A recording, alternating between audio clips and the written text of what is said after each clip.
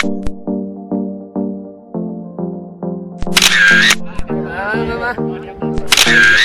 ากลามั้ย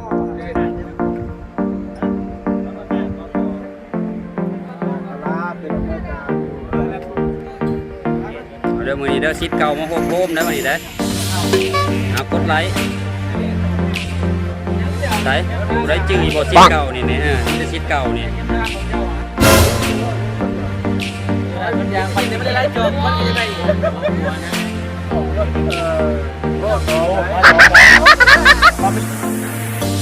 Nope. เด้อเอาซิดเก่าม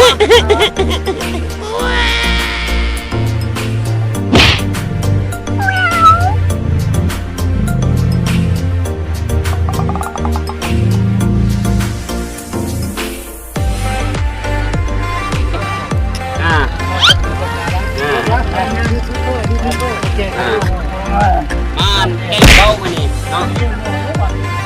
มาเก็บภาพบันทึกแต่ละรุ่น2-3รุ่นอยู่นี่สิเก่าคาดว่ายังปีใหม่เนาะปีใหม่คันบ่มีโควิดก็แม่นสิได้พ่อหน้าพ่อตากันดื่มงานใหญ่พุ่นน่ะเก่งเบาเก่าก็มาเยี่ยมมายามหลายเด้มาถาขามบ่ถาขามโอ้ถาขามสาวถาขามเข้ามานี่มาพ่อหน้าพ่อตากันพ่อหน้าพ่อตากันกับขี่พ่อหน้าพ่อตากันโอเคโหดมาครบหน้าได้มือนี้ได้เป็นอะไรมือนี้มามีความภาคภูมิใจหลายที่ได้กลับมางานบอนเคยเฮียนแต่ข้าวตะกี้บอนเคยกินเนาะบอนเคยหลินสาวเนาะบอนเคยเล่าเด้อผู้พันเซโนผู้พันอันนี้เป็นอะไรมีความภาคภูมิใจหลายเด้อมารุ่นน้องรุ่นไอรุ่นพี่มันหลายว่าลายสายเงาได้มาเห็นไอ้มือ3รุ่นในมือเดียวมือนี้มือเดียวรุ่นน้องดีก็ได้ก็ดีย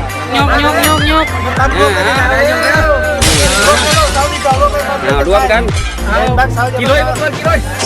นี่เกี่ยวกันไหมเกี่ยวกับข้าวเลยโอนนี่แต่สาวๆรุ่นก่อนๆโอ้เด้อมีแต่ผู้จำเนาะเอาปากเมื่อทั้งเลี้ยงเด้อกลุ่มนครหลวงเด้อ